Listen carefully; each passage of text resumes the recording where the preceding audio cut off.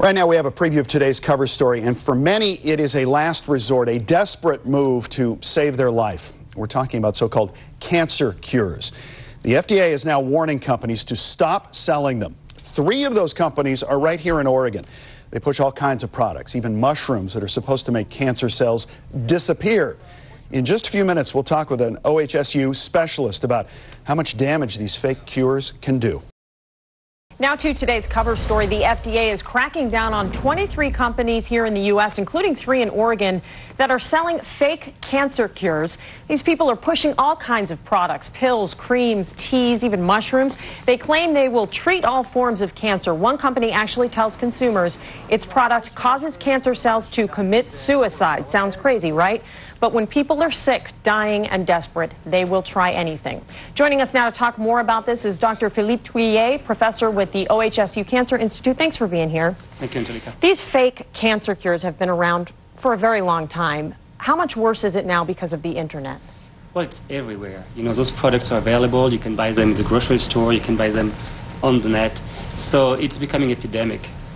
You know, some of the claims we mentioned causing cancer to commit suicide. We've also heard shrinks malignant tumors. One company says the cancer cells are targeted, leaves healthy cancer cells alone. And one company says its products are 80% more effective than the world's #1 cancer drug. Is there anyone that can make that claim in the world? You know, if it would be, we would know.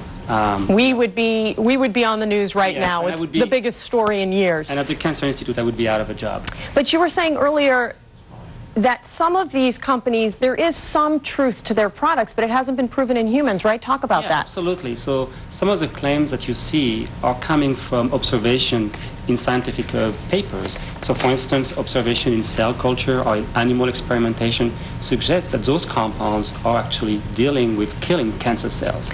You know, some of the ingredients they mention are bloodroot, shark cartilage, cat's claw, herbal teas, mushrooms. Obviously, they're taking advantage of the popularity of naturopathic medicine, but can any of these ingredients harm cancer patients? Well, directly, no, but what is not very clear is how do they act, how do they interfere with cell functions, and that is where the danger comes. If a patient is taking some very serious medication, we don't know if any of the compounds that they would take as supplements could interfere with the medication. So they're conventional medicines. It could interfere, and maybe, you know, the regular medicine that they're being prescribed from their doctor stops working?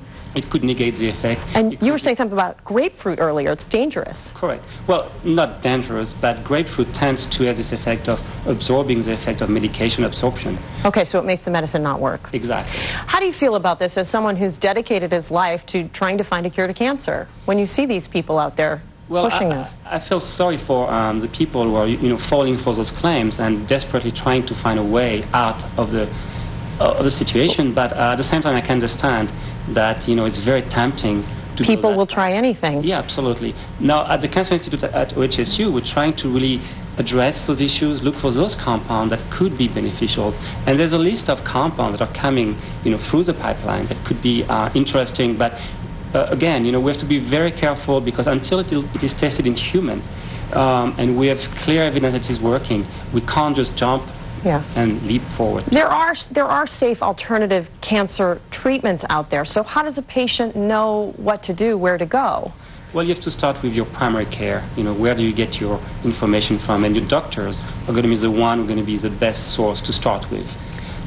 Then you have to look at life, you know, at general lifestyle. A lot of those compounds, you need to look at them as a healthy lifestyle. Just take care of yourself. Take care of yourself, okay. Absolutely. Dr. Philippe Thuillier from the OHSU Cancer Institute, thanks so much for being here today. Angelica. For more information, you can go to our website, KATU.com. We've posted the FDA's warning and a list of the companies that got warning letters. Just go to our website for that.